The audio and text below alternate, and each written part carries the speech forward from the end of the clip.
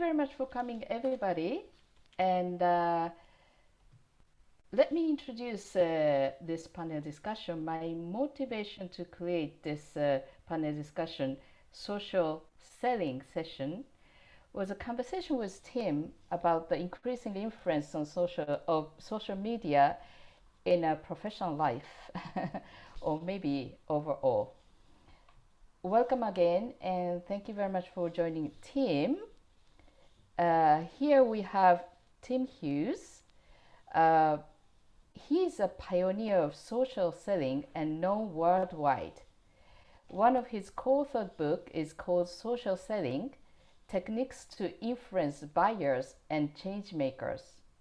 He's based in London, UK. Yes, it's his book. I have it. And currently, he's ranked #1 by influencer marketing software, Analytica. Is it correctly? Analytica, yeah. Analytica.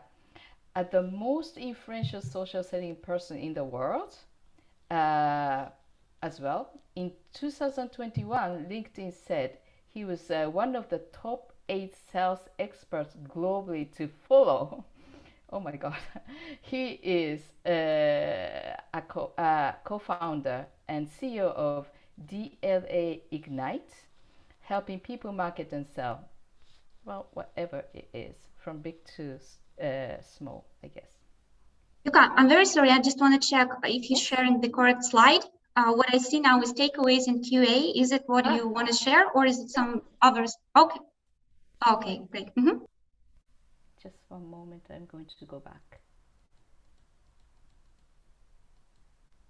Here. Thank you very much. Yeah, I think that's the right one. Is Lahcène here? No, not yet. We're still looking for him. Okay. Let's go with Bernie. Yeah. Hi, Bernie. Thank you for coming. He's based in Hong Kong, and Bernie is a creative digital and social media marketing professional working with Fortune 500 brands through Social Stand Limited. Social Stand Limited. This is his company. He founded. Yeah. Yes. Yeah. And he's also a radio show presenter, a newspaper columnist, and a lecturer at several academic institutes, including universities. On top of everything else, he is pursuing his Doctor of Business Administration in Marketing at Polytechnic University of Hong Kong. And I came across Bernie through my network with Chinese marketers, and I really wanted somebody who can speak about Asia, so we have a little more holistic view for the global situation of social media and social selling. And in the presentation, I got to know him, and in the preparation, I got to know him, and I know this is just the beginning of our relationship. And thank you very much for coming. And now we are looking for Lahcène. Is he here? No? No, right? Yeah, just No, he's not yet. One moment, please. Wow. So anyways, I think we need to go ahead and present the situation. I see that he's in the chat. Okay. As a host and panelist. He's just said hello in the chat. So can you make him come, Kate? I cannot find him by his name, so maybe he's using some. Oh, now I see him. Yes, sure. Yes. He will be in a sec. Bunny's taking a picture. That's a good idea. Great.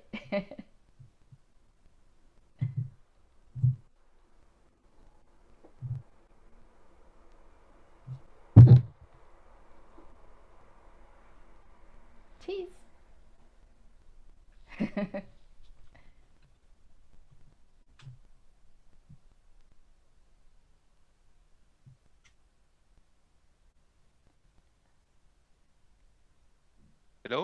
Do you hear me? Hello. Yes.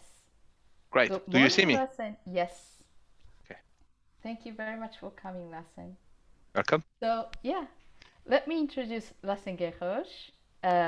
Lahcène is the EMEA Region Content Marketing Strategist and Manager at Salesforce. He's also based in London, UK, but originally from France and a native French speaker. He comes with strong content management, marketing, product management, analytic skills. On a day-to-day basis, he manages international cross-functional teams and projects. He says he's a multidisciplinary international online expert. I think it is coming from his daily work as a hub for a variety of internal functions, agencies, and technologies and systems. Is that right, Lahcène? Yeah, that's correct. When we talk about content strategy, one of the things which is very important is that we're not focusing only on the strategy itself, on what we need to do, but the how, which is very important. A lot of the content, people will tell you that, and there is a lot of report out there that share a big percentage of the content that we produced never see light. So successful content strategy, it's about making sure that it drives impact and it gets the content out. So once you set up your content strategy, it needs to be aligned with your operations, your backbone, which is very important, and making sure that it translates into your analytics. So it is a whole journey from ideations, SEO analysis, research from your audiences, content productions, optimizations, and then release management and analytics. And that feed the loop for your next content strategy. Wow. What you've learned from your content that you put together, what you learn from your, so you have to work with a lot of systems. Yeah. You have to work with a lot of operations, and you have to put your hands on some of the system and say, that's work, that doesn't work, I like it, I don't like it. Spreadsheets, a lot of people use it for very long times, and one content, two content, three content, that's okay. But when you scale, you need to have automations and AI and a lot of tools. And there is always and I'm going to finish with that. There is a moment when you create content, and there is a moment, the moment when you localize or transcreate, but your audience don't see that. Yeah. Your customers, your prospects, your viewers never see that. What they see, it is your brand communicating in one voice. But you have to integrate all those different processes into one gigantic plan to make it compelling and working for them. So what's your conversation you're seeing? And there is all those diverse and different groups and agencies behind that. So yes, And all tools, of the world. cross-functional teams, digital, everyone, you have to make sure that they're all aligned toward delivering your content plan. Indeed. Thank you. Great insight and welcome. And he's one of my peers at Think Global Forum, Retail Europe, and definitely my go-to person in terms of digital and marketing. Now you saw, right? So welcome, Lahcène, and thank you for joining today. So let's ask the audience. We have a great panel talking about global social media, but did you feel that we use more social media after the pandemic hit? Let's see how everybody answers. I don't see the chat though. Oh yeah, here. Yes, indeed. Yes. Yes. Not really. Of course. Absolutely. Yeah. No. No. There's Wow. a no. No. Wow. It's interesting. Let's see later. No. So let me take you through a little bit of data to talk about it, because the overall feeling is there was a surge of social media use, right? And now we want to see the data. This is coming from Simon Kemp, our friend. He's a data person, and he creates some great reports I don't know, every week, every month, every quarter, every year. It's every quarter. Every quarter, yes. And I'm going to put the link to his site if anybody is interested in. But there are very good reports on his site. So let's go through it. As you see here, there are now 4.5 billion social media users around the world, equal to more than 57% of the world total population. Yes? The number of social media users is still increasing at average rate of more than 1 million per day. That's 30 new users every single second. Okay? The typical global user spend an average of almost 2.5 hours per day using social platforms. At current rates, the world will spend a combined total of more than 4 trillion hours using social media in 2022. At a global level, the average working age social media user now spend 15% of their waking life when we are awake using social media. Around the world, social media users make active use of 6.7 different social platforms per month. These platforms include social networks, chat apps, video platforms, collaborative pinballs, and even Q&A services. So social media is much more than a single homogeneous opportunity. Yeah?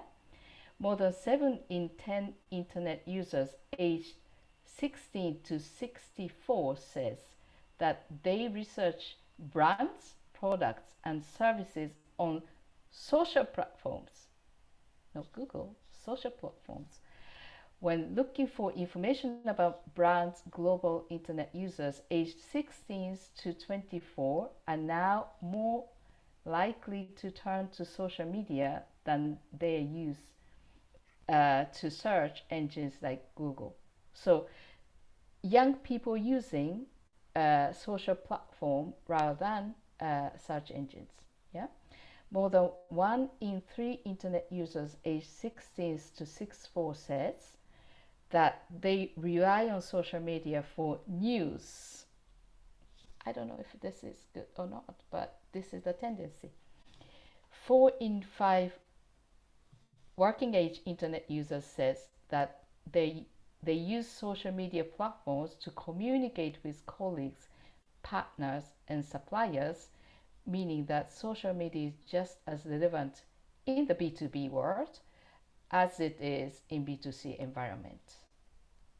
So the sources are from Kepios and GWI, and now we have to kind of thank you, Simon Kemp.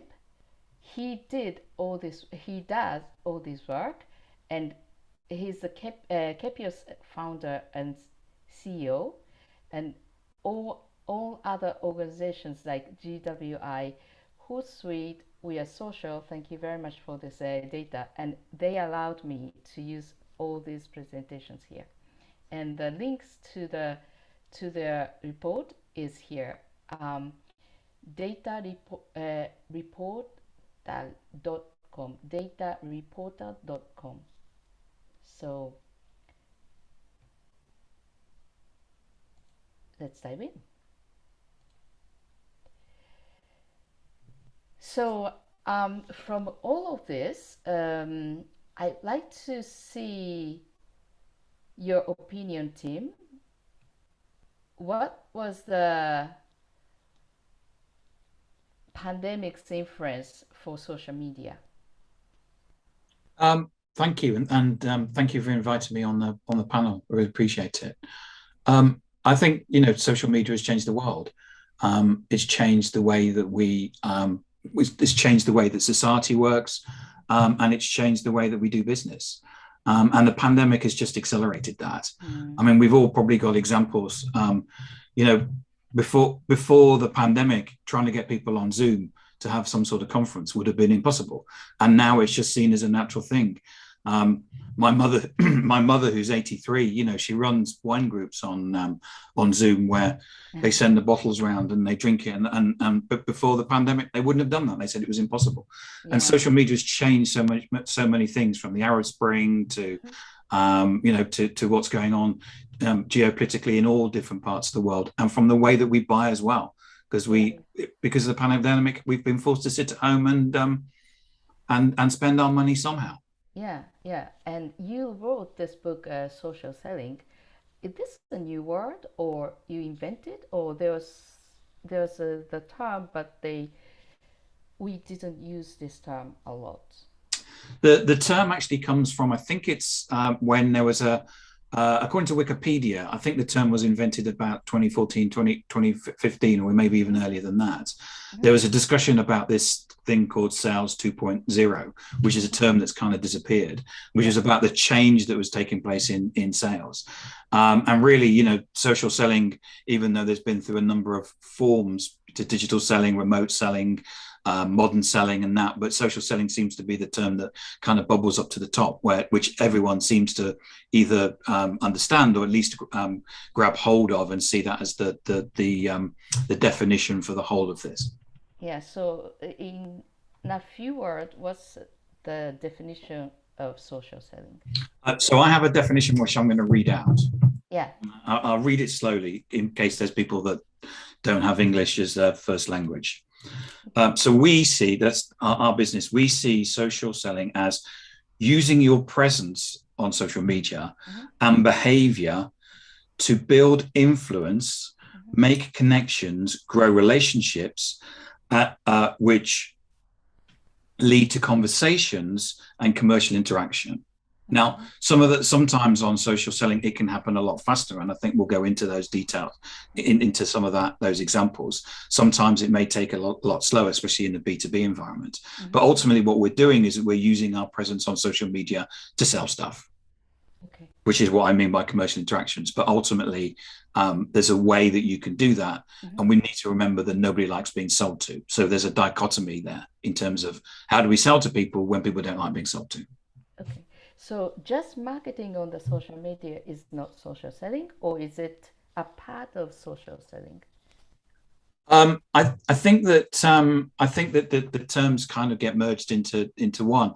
I think, you know, that there is, some people may call some of the prospecting elements of selling marketing, and I just think that the terms do just get merged, and I don't really get into the detail because I'm really not that bothered. Yeah. Sorry. Okay. No, it's okay.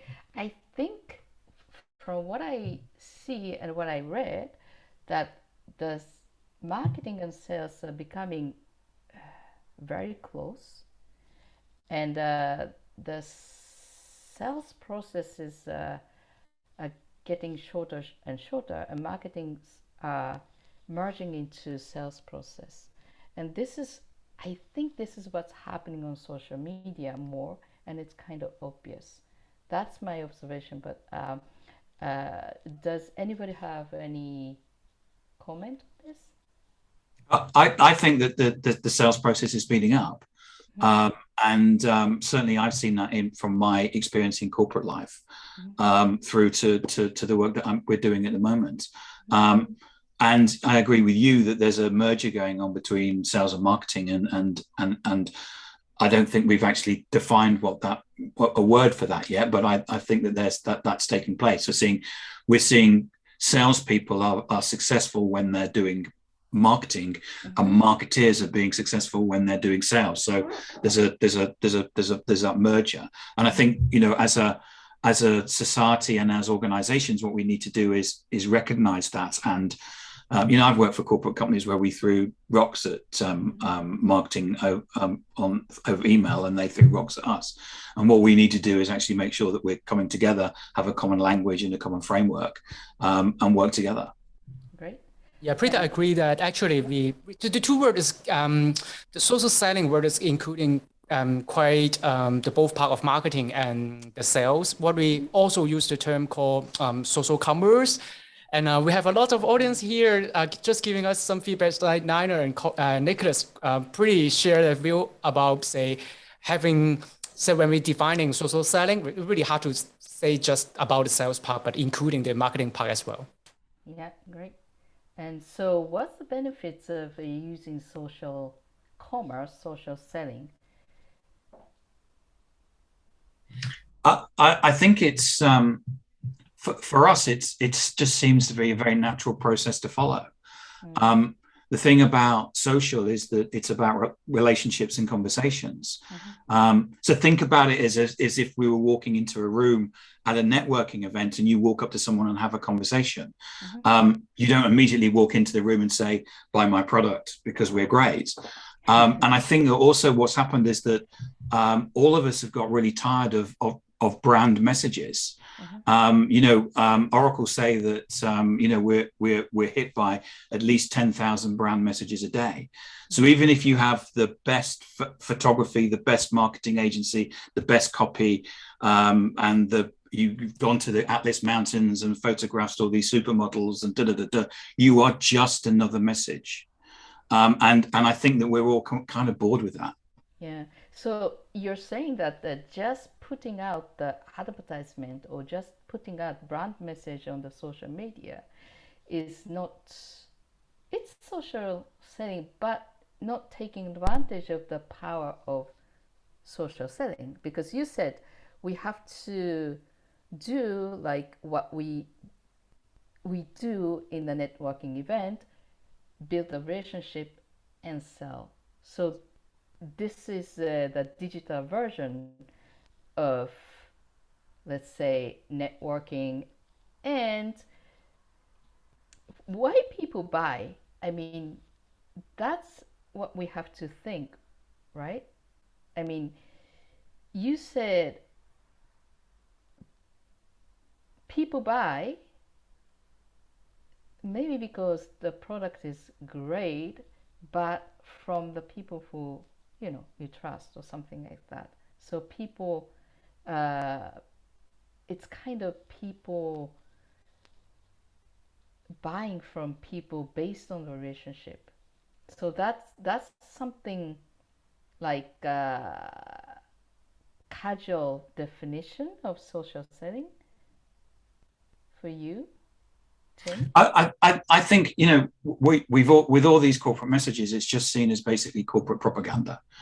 And I think there's certain brands that we love. It may be Nike or Adidas, which we would maybe associate ourselves with. But for the vast majority of people, we're not big brands. We sell guttering, or we're a plumber, or we're a small, medium to enterprise, and we just don't have that clout. But if you look at Nike, when Nike want to sell tennis equipment, they go to Serena Williams. When Nike want to sell baseball equipment, they go to LeBron James. If they want to sell football or soccer equipment, they go to Cristiano Ronaldo. And that's because we actually associate ourselves on social with the people that we like. And generally what happens is that we start buying from people that we know, like, and trust. Yeah, I hear you. So Lahcène. Yuka, I'm sorry. People are complaining that they barely can hear you. So if you please can speak louder. Okay. Yes. Thanks. Can you hear me well now? Yes? I don't know. Well, I can hear you well, but yeah, let's see what chat is saying. Javi says no. Maybe if you put your microphone. Yeah, maybe just closer. It is on your scarf now. If you take that little white stuff and you put it next to your. Okay. Sorry about that. I'm not. I can't see the chat right now, so I hope you can hear me well now. So Lahcène,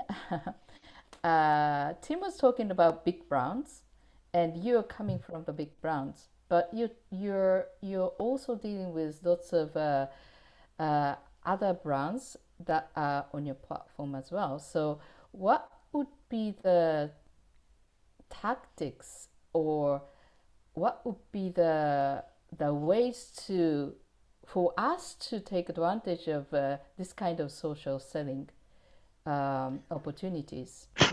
So thank you very much. I think it's a great question. So maybe there is a need to dissociate one thing. There is a B2C social selling and the B2B social selling. Yes. The approach would be slightly or drastically different, Yes. really. Both have common ground, but I'm going to say a few words briefly on one of the benefits on the B2B one, and then I'm going to focus on the B2C, which is what we want to focus here, many I understand. But on the B2B one, what you need to take in consideration is that social selling will help you eliminate and reduce the cold calls that your sales team needs to do.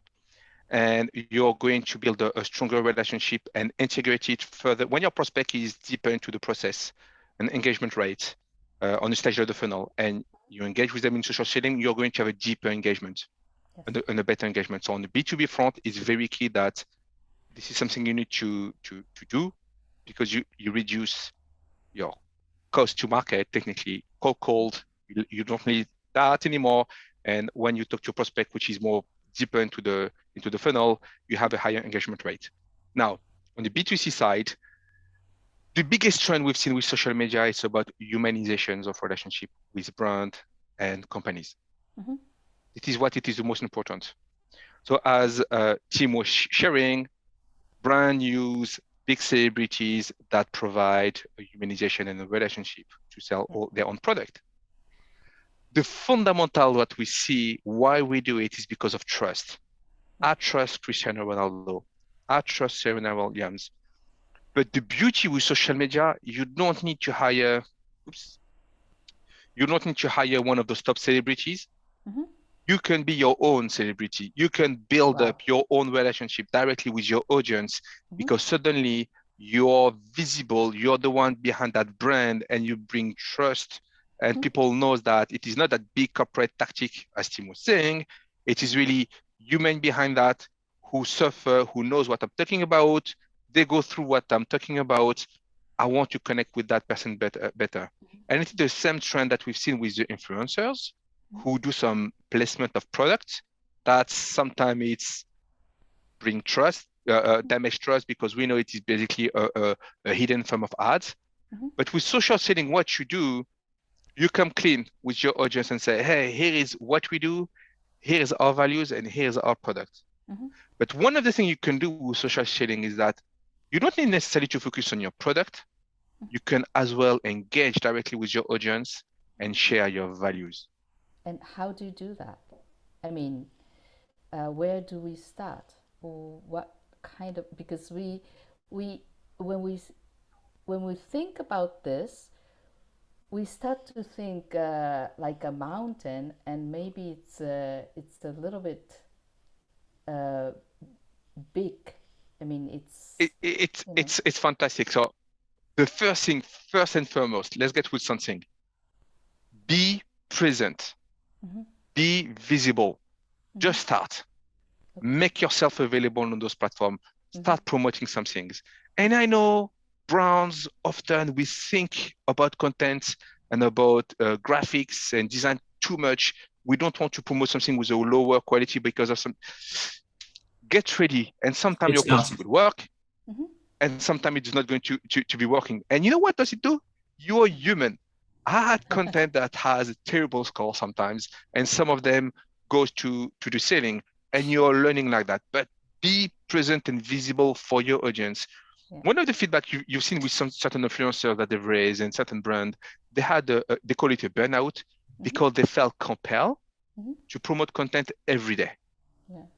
Whether they had anything to say or whether they don't have anything to say, which is kind of a pitfall of that trend, because they really want to play that rules of being visible and present. Have a cadence. Is it on Monday? Is it on Wednesday? Is it once a week? It is every month. Build your audience and set the expectation on when you're going to communicate with them. But to follow on that trend, there is a lot of different trends that we can talk about it. We know that the futures and the new trends that we see on social media, one of the things that I know we talk about ephemeral content, content that disappears, right? It's kind of new for us marketers. Like we want content to stay, that will be optimized, that we create a huge ROI, because we spend a lot of time on graphics, we spend a lot of money on certain things, but technically some of this content is going to last only for 24 hours and get that so much impression rate. The video is becoming more and more prominent, and all of us needs to be kind of comfortable on how we create video today. The short video, the long video, the medium video, it is important. This is the way how people consume. The attention span of your audience is reduced. So get your content in such a manner that your message can come across very nicely. And text sometimes could be too big, too complicated, and the wording is good. So whether it is text actually or video, attention span is short. So make it sweet and entertaining. You Another one that you want to, yeah, sorry, I want to finish with 2 points, if I may, Yuka. Another point is about the live streaming. It's huge, and you need to have on your content plan some live streaming sessions. And the other one is out of my mind. I'll come back into it later. Yeah. You always talk about snackable content, so that's correct. Yeah, so maybe that's something that we have to think about it. And talking about snackable content, Bernie, I think you have something in Asia that was, like snackable content. Yeah, I love the term that Lance raised about, say, snackable content. It's so delicious. It sounds so delicious. We have another term called bite-size. Bite-size, because this is kind of similar things, right? There's a case during the pandemic, say I work with Canon Hong Kong. They used to sell some camera like over $3,000 or $4,000 the camera. Regarding the consumer behavior in Hong Kong, we used to buy those price level of camera on site in the store, so they can talk with the salesman, the ambassador, or try on it, or instead of doing it online. But during the pandemic, Canon Hong Kong has a little bit reach of what they are doing. They produce a lot of these bite-sized short video by those ambassadors. Actually, that is what is echoing what Lance mentioned about presence and visible, but also what we mentioned about of building the trust. So if while on that, the presence and visible, I love to add one more term, be authentic, especially when we are doing something like what Lance mentioned about the live streaming things. It's a big hit in China years ago. For the past 2 years, Hong Kong is running the live streaming show quite hot, and I see that it's super popular among the whole world. And I would say the biggest trend and biggest tips, I would say, that is being authentic instead of just hard selling something, bring value to the audience. So you're saying that live streaming is big. Do people sell on the streaming in Asia? Yeah, they do. They just like, I would say that is actually it's old-fashioned things. We used to watch a lot of TV show, selling things on the TV show, and then call QVC, and then people like that. And keep telling you to call and then order the product that we're showing on as seen on TV, right? Something like that. But it's just putting online nowadays. But I see the trend is transforming a little bit. Instead of just hard selling the things, the audience is more demanding. They are expecting something more authentic, other than just hard selling with the price war, something like that. Yeah, so it's a little different from a TV show that sold stuff, right? I mean, they don't really directly sell the product, but they are selling, right? So that's selling. At the very beginning, that is kind of similar, but I see the transformation. But of course, for the TV show, you need to call and then to do the order. But we see the live streaming things. We can directly order over the platform. Yeah, so integrated. Directly order from the. I mean, would you mind explaining what kind of platforms do you use in Hong Kong? In Hong Kong, we are using for social media platform. We are mainly using Facebook and Instagram, I would say. But of course, there are some marketplace like Amazon. In Hong Kong we have the Hong Kong TV Mall, but in China we may use the Tmall or Taobao, and then the Taobao is kind of developed quite in advance that during the live streaming show you can already click on the button and then you can order the things. So Years just ago. clicking, it's you're ordering. Yeah. So I think that's the difference of the platforms, right? So Yeah, different platform. I mean, from Facebook or Instagram, if you click the button, you go to the sites to buy. And Taobao, maybe you can just click and just buy it there. Yes and no, because we all know that Facebook and Instagram already integrated or have the function of the Facebook and Instagram shop. And if you are comparing the Taobao, I would say that you can treat it as a China version of the Amazon. But they're doing a lot of live streaming show. So you imagine that Amazon have the live streaming show, and then you can during the show you can order it directly on Amazon. That is something similar. Wow. I still didn't see that here though. Wow, it's amazing. So I would like to walk through a little bit of social media use in the world with the data that Simon created. So please bear with me. I'm going to show the presentation again. Share. Are you seeing this? Yeah, we can see it. Yeah. So the world's most used social platforms, can you see the names? Facebook, YouTube. Yes. I mean, YouTube is social media. WhatsApp, Instagram, Facebook Messenger, WeChat, TikTok, Douyin, QQ, Sina Weibo, Telegram, Snapchat, Kuaishou, Pinterest, Twitter, Reddit, Quora. So that's the reason why in his explanation there's some QA form as well. It's considered, and YouTube is considered as social media, right? So that's the tendency of social platform in the world.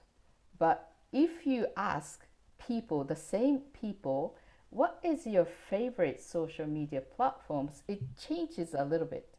The first is WhatsApp, then Facebook, Instagram, Twitter, TikTok, Facebook Messenger, and Line, first time, Telegram, Pinterest, Snapchat, VK, KakaoTalk, iMessage, Discord, LinkedIn, Reddit. So from this, I wanted to, I skipped one. I wanted to I wanted to explain that in the world, the dominant platforms are different. This is Messenger. I couldn't find the map with the platform, so I came up with this Messenger apps. For example, in Europe, we think that WhatsApp is something common that we always use. But in the States, it's a no-no. I mean, I have to ask to the US people, are you using WhatsApp? Because it's not like default. And if we go to Asia, it's more complicated. For example, 90-something% of Japanese people use Line. And if I say Line here in Europe, some people don't even know, so it's a little interesting phenomenon here. And as we are localization and globalization professionals, we have to know what kind of things your target audience are using. When you think of taking your product or your services in the world and talking about social media and social selling. So that's what I wanted to show. And from here, I'm going to open the mic and we want to talk about what's do's and don'ts of social media with the audience. So Bernie, do you have anything about do's and don'ts? Yeah, actually, I just love what you share about, say, knowing the culture in case you're going global. Say, in Hong Kong, we use WhatsApp, and in China, definitely WeChat. WeChat is combining the combining the payment, social media network, and messenger all in one. This kind of so knowing the culture is definitely something. And live streaming is what we all know that is the big trend. But when we're in Hong Kong, we experienced already 2 years of the big hit of the live streaming. We see in China is the kind of still a big hit, but it goes to a price war. It is actually those merchants providing the product like 80% off, and then to the live streaming platform, and then just sell it in maybe a 50% off kind of that things. But the most important things that I want to say to the marketers that when you think about live streaming commerce, social commerce things, remember to bring value and not hard selling. Right. Yeah, and then follow up with that live streaming, catch all those audience, just like what we're doing. We definitely want to build a community instead just treating it as a one-off show. So that is important things. Okay, thank you very much. How about you, Lahcène? Right. So when we see this map, it's very interesting because we see WhatsApp is number one. So I'm going to go full on WhatsApp. I'm going to go full on messengers. My first recommendations on actually it's do's and don'ts altogether. Do not alienate your audience. Be equal to everyone. Think long terms. The world keeps changing very rapidly. What is true today will be different tomorrow. So if you suddenly be present only on WhatsApp and do not do anything on let's say on Viber or on WeChat or on Skype, I can talk about Skype. Actually, I used to work on Skype at a time where Skype used to be very prominent. Things change very rapidly, and then you're going to lose your advantages that you have there. Think the long-term vision. We know that a lot of the generations, the millennials, on a different platform. So even though Facebook is dominant today, they struggle to get the millennials and the younger generation going into Facebook. That's a trend that we've seen. So when we see that map at the moment, it's kind of, okay, that's great. I'm going to go full on WhatsApp on my countries. That's not what you need to do. You need to serve everyone equally with the same volume of content. Try to make sure that you have a strategy that even though the return on investment is likely to be lower in certain platform, you need to have the long-term vision. We've seen with COVID, things change. In 6 months, a platform will be number one and will be broke down and will disappear easily, and you have a new platform coming up and take over the whole market. If you take the example of Skype, they used to be the leader, they used to be dominant, they have all the platform, the infrastructure. From a brand perspective, they used to be very in the top 10, and Zoom took over. And how come Skype didn't do what Zoom is doing today? They had all the infrastructure. So I really want to make sure that everyone understand, don't focus on one platform, be equal and serve everyone equally. Diverse. I totally agree with that. I have a friend who put everything into Google Plus. He had a million followers on Google Plus, and it doesn't exist anymore. Wow. So how about you, Tim? Do's and don'ts for. I back up everything that the rest of the panel have said. Get started is the first thing. You know, there's an old Chinese saying, isn't there? The best time to plant a tree was 20 years ago. The second best time is today, and really just get started. And the next thing is to experiment. Go where you think your customers are, but if it doesn't work, and don't be afraid of making mistakes. Yeah. We're doing a lot of work with live streaming because it's really popular at the moment. And if the thing falls over, and if Zoom falls over now, we'll just laugh. Let's just laugh about it. It happens. You're working with technology. I love the comment there about community. I think community is so important. And for people to get started, you need to understand this is about your audience. It's not about you. And the more that people tend to use the word value, I'm not sure people know what adding value means, because it can mean so many things to different people. But this is about treating your audience as the people, in effect, as extended family, and giving them insights and educating them and helping them. I use a term, it's community before commerce. Actually, you need to be thinking about using community before you start selling stuff. And if you do that, you'll sell more. It's disingenuous to say don't sell, but you'll sell more by doing that. And then really, I think it's about the stories that you tell and the way that you tell it, and making sure that you're empathetic to your audience. And if you show that empathy, you'll find that people will actually walk towards you. It's like witchcraft. It's quite strange the way that you can get people to walk towards you, rather than most people, they're salesperson, I'm not going near them. Yeah. So thank you very much for three of you for your insightful intervention. I'd like to see if there's any interesting question coming up, Kate. Nope.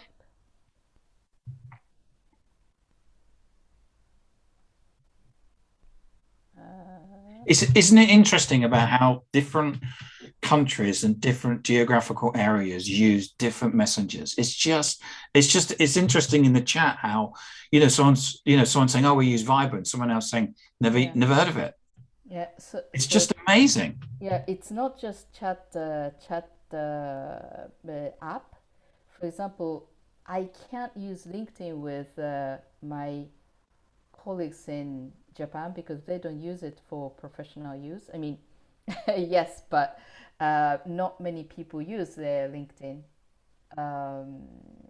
It's obvious cultural differences. They can't really put what you do well in front of people. It's kind of it's like Twitter. Right? Twitter isn't used a lot in Australia, where it's used in North America and Europe. It's amazing how different platforms are used in different places differently. Yeah. So if you want, Yuka, I put up all the Q&A that come up into the chat. Would you like me to read them for you? Yeah. Go for it. Okay, so we have a question. Thanks a lot. How do you think social sharing should transform to get more benefit during pandemic for B2B side? Who would like to take that? B2B side. I think that in the pandemic, most people have had to switch over to using social because they were having to work remotely. And we'll see how much the pendulum swings back the other way. But certainly in the UK and in Europe, where I'm working, we're not seeing much change. Even though we've opened up, we're not seeing much change in terms of the way that we were working during the pandemic. You can't see people face to face and have meetings, so you have to find a different way of building relationships and having conversations. And the obvious place to go is to go to social. Yeah, so I can share a few words on that. A B2B side, the buying process is longer. So invest a lot in your brand and your value. This is a connection that you want. It's not necessarily about the product. It is about who I'm going to partner with, because I want to have a strategic partner who will be able to be agile and work with me in the long run. We know that 39% of the B2B professionals said that they were able to reduce account and contact research time with social selling tools, which is the blog I've just shared with you on the chat that has those insights. For B2B, really the main platform you need to be present in is LinkedIn. Really, it's very important that you start there. But not only, you need to make sure that you have your own channels and your own relationship with them in other platforms as well. Okay. On the B2B front, work don't stop at 5 p.m. So make sure you have as well canal of communication to engage with your audience over the weekends, schedule content and that type of things on evenings, share your values. For me, there was one thing that I realized a lot of brand miss. They talked a lot about their product and how best they are and how they can help their audience. Talked about your value. At Salesforce, we believe a lot about on equalities. And if you go to our channels and your handles, we're not putting and we're not saying, hey, we are the best. Well, we say it sometimes, but we're not saying we are the best content, the best platform in the world. We talked about sustainabilities, equalities, and there is deeper issue in different countries. We try to get a position on that. Tim talked about empathy. It's very important that value or share, then you have some brand related messaging that help you out well on that. That would be my 2 cents on the B2B side. And Bernie, do you have anything for B2B side?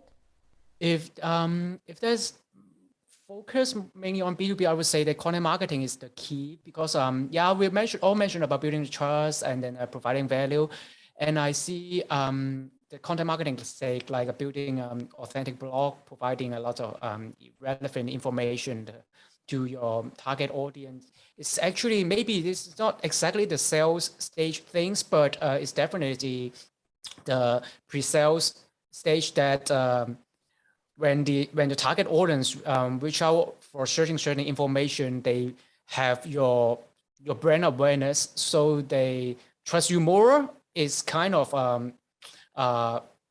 quite important to the B2B commerce. Lahcène talked about empathy, and now I have a question here from Javi, who is talking about empathy all the time, and he's asking about generation gaps. Here's a question for the panelists. I am a social seller, yes, big time. I love it. It's a way of life, a way of getting to know people I never thought I'd met, even a way of traveling and discovering the world. But here's the difficulty I find. Get to all generations. He is a millennial. What's your advice to get to all generations? How do we bridge the gap? It's a great question. Great question. Thank you, Javi. Who would go for this? I think one of the things that you need to look at, I mean, whether it's on a B2B or B2C side, is that yes, there may not be certain people of an older age on social media or active on social media. It depends what you're doing on a B2C perspective, but in certain B2C, so for example, a car, a BMW, for example, it's a considered purchase. There'll probably be more than one person actually that are part of that buying process. And you certainly get that in B2B. Gartner says there's usually about 10 people involved in a buying process.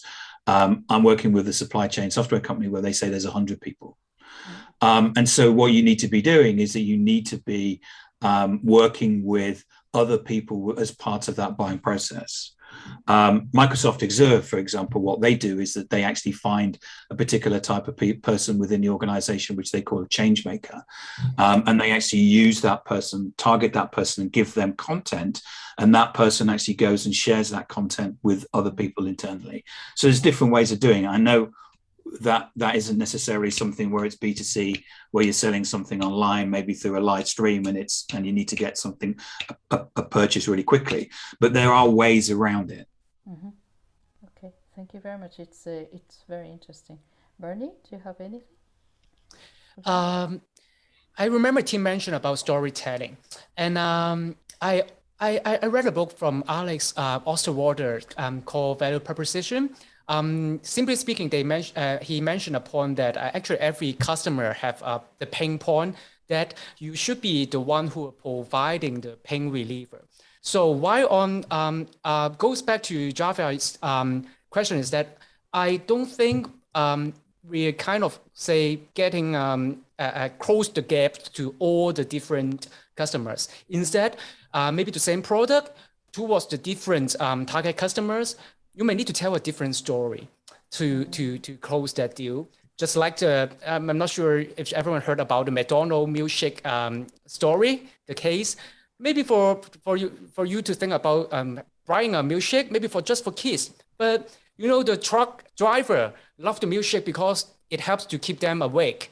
So every customer might use the product in different way to resolve their different pain point. So maybe we need to study what the pain point of them. One of my tips for studying pain point is that I love reading the review of the products from different marketplace, and I love to read the 1-star or 2-star reviews, because those reviews are really giving us some insight of the pain point from the target customers. Okay, thank you very much. So to Lahcène, so Javier Diaz is a really social seller. He creates relationships with lots of people, and really, I don't know how he sells, but he sells, I guess. His question was, he does social selling well, but his struggle is to appeal to all the generations at once. How can he bridge the generation gaps? How can he use the social to appeal to all these generations? That was his question. It's, I think, a common issue that everyone has. You can't please everyone. It's very difficult. You can't. Yeah, I don't think it's possible. Well, water is a product that pleases everyone, right? Oxygen is one that pleases everyone. It's essential needs. So you might want to look at the Maslow pyramid and see where your product is, and then you need to segment. So one of the things we do as marketer, one of the first things we do in any tactic, we segment our markets. What's our audience look like? As Bernie said and team, what's their pain point? What do they want? And how do I tailor my messaging to them? Is my product working for them or not? It's very important. How do you make everyone working together and being, I need to know more about the product. I need to know more about your market. Pizza is a good one. Pizza please everyone, and they managed to bridge the gap. He started with a young guy, and now he talked to everyone. I think what happens is, if you try and please everybody, you please nobody, and you create content that's too bland. You need to be. We talked about snackable content. You need to be really focused about the particular person that you're looking for and you're trying to appeal to. Okay. And we go back to the community. You talk with your community first. You have a fan base. They love you. They're with you, and they are the one that will help you expand to reach a wider audience. Then I would probably start with them, which is, hey, talk to them, make sure that they help you, they engage with you, they make you grow, and you need to start somewhere. But it depends on the product, really. Yeah. Okay. So thank you very much. And with this, I'd like to wrap up. And thank you very much for today's discussion. I certainly learned a lot. And let's continue. If anybody has any question in the audience, please let us know. We're going to keep talking about this. Okay? Yes, yes. Thank you, everyone. Don't worry. I see that we have a lot of questions left unanswered, but I will post them on LinkedIn and will invite our panelists to answer them live on LinkedIn. So don't worry. Thanks again for joining us. I will start a short poll to see how did you like this discussion. Thanks everybody, and have a nice day to all of you. Thank you. Bye-bye. Bye. Bye.